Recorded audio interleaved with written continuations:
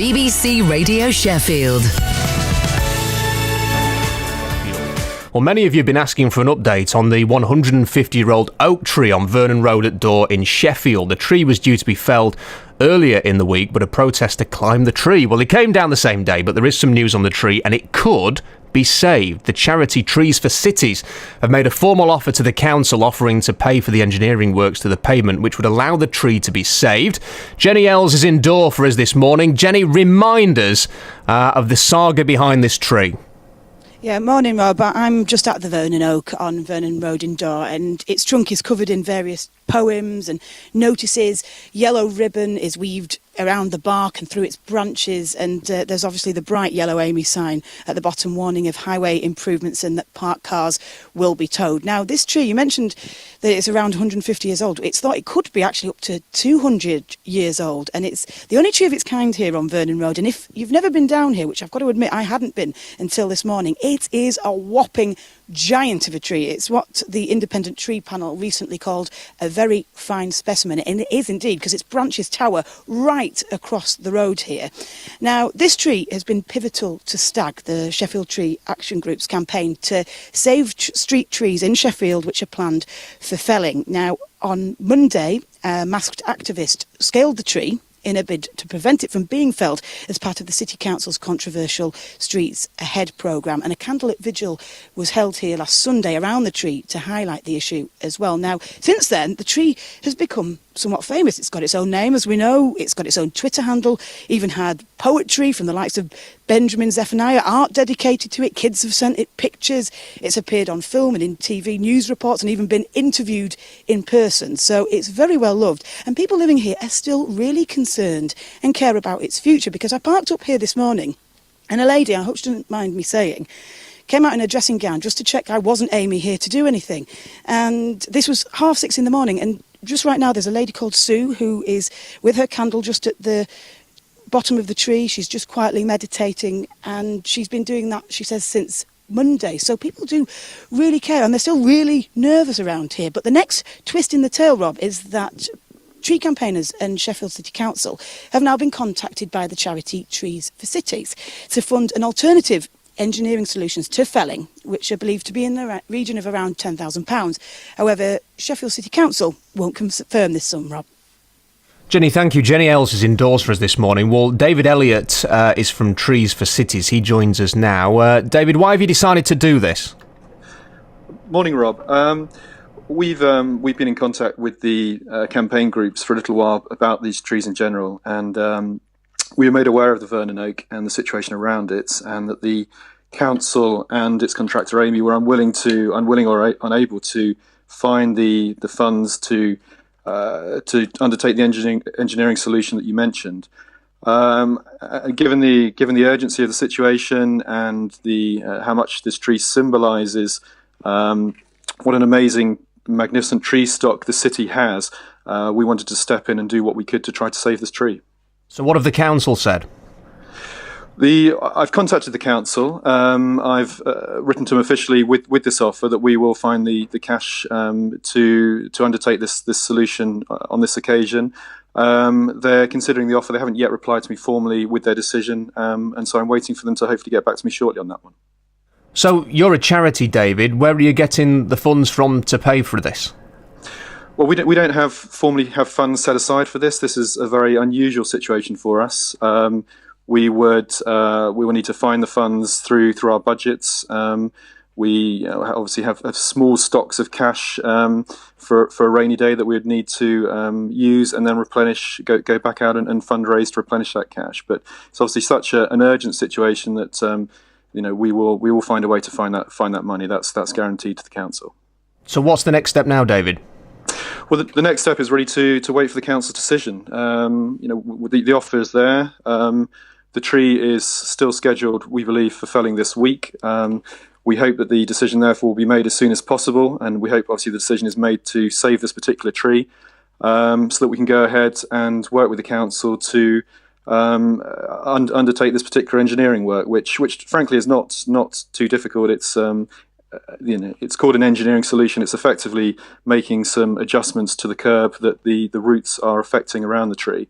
which seems like a very sensible thing to do, rather than felling a tree which, as you say, has been around for about 200 years and potentially has another 200 years or so of life ahead of it. Now, we've seen Councillor Neil Gibson tweet to say legally only the council can do stuff to the highway, so this would set a precedent, wouldn't it?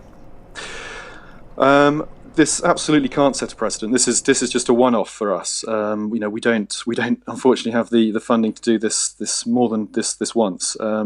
But this tree is such a symbol in Sheffield, and it's such a magnificent tree. It's the value. This tree has been valued at a sum which is far greater than it would cost to undertake the engineering solution itself. So the logic behind felling it doesn't stand up. The value around the amount of carbon that it stores, the air pollutants that it filters, the reduction in flood risk that it creates, and many other values that it has, including some of the non-tangible values such as the aesthetics and the cultural value that so many hundreds and thousands of people across the city place on this tree. It would make no sense at all to not find the cash in some way or other, whether it's ourselves or the council going forward. The council and their contractor Amy must find a way to save similar trees like this across the city. But I suppose a lot of people just want the roads improved, don't they, David? The roads can be improved. It's not one thing or the other. It's the roads are getting improved by the contractor Amy, but that doesn't mean that large mature trees need to be felled as that process happens. There are councils. What's happening in Sheffield is very unique. Most councils across the country find a number of ways to work around the great trees they have on their streets. There are within the contract the council has with Amy, there are actually 14 engineering solutions in that contract. And we're not quite sure in this particular occasion why one of those solutions aren't being used. But those solutions are there to make adjustments to the streets, to the pavements, to make sure that trees like this don't need to be felled. This happens across the country. It's not Sheffield is not unique in the sense of its trees. This is a very common practice across the country. David, thank you. That is David Elliott from Trees for Cities. Well, Sheffield Council say they're in discussions with Trees for Cities and will give more information at a later date. So that's David Elliott from Trees for Cities. Chris Rust is one of the tree campaigners. He joins us in the studio now. Chris, you must be pleased by this offer. Really pleased, yeah. I think pleased because there's a really good chance of saving this fantastic tree, but also pleased because of what the things David Elliott was just saying publicly, that shouldn't be a problem, that this tree is a symbol for all those amazing trees which people love across the city, and everywhere else local authorities seem to be able to fix them without breaking into a sweat. Do you think the council will accept it then? Well, I hope so. They'd be fools not to, wouldn't they? I mean, they have indicated, I think, that, you do realise it's going to cost 10,000 quid to save this tree. And people might be gobsmacked by that figure. I am. At that price, it means that the £500,000 that Sheffield City Council have spent fighting the campaign will actually only have saved 50 trees. So, everywhere else you go, people seem to fix trees, fix curbs round trees. Some guys came to fix a curb round a tree outside my house. It took them an hour, 2 guys. That's not 10,000 quid worth of work, Well, just tell us about the consequences. What happens if the council doesn't accept the offer? Well, I assume they'll decide they still want to chop down this huge tree. And at that point, they have to confront the fact that indoor, as in many areas right around the city, there is a great pile of people who will come out every day and get round that tree and tell them to go away. And they've been finding it increasingly difficult. The council have managed to fell trees in some areas of the city where, if you like, there hasn't been the same community spirit behind the tree. They've got quite a lot of trees felled, but they're coming up against areas all over the city now where they only have to turn up and there's a crowd on the street. And actually, it's interesting. Every time they come to a new street, there's a new crowd. It's new people. And I put this to David earlier. Councillor Neil Gibson tweeting to say legally only the council can do stuff to the highways, and whether this would set a precedent. What do you make of that? Well, I don't understand what Neil Gibson's talking. Of course the council do stuff to the highways, and no one's suggesting they shouldn't. David Elliott's just offered them some money to help. That's classic of the absurd things that people say sometimes. I just don't get it. Yeah, of course, Sheffield City Council, they're responsible for the highways, and if someone's prepared to help them, I'm sure they'll look hard at that.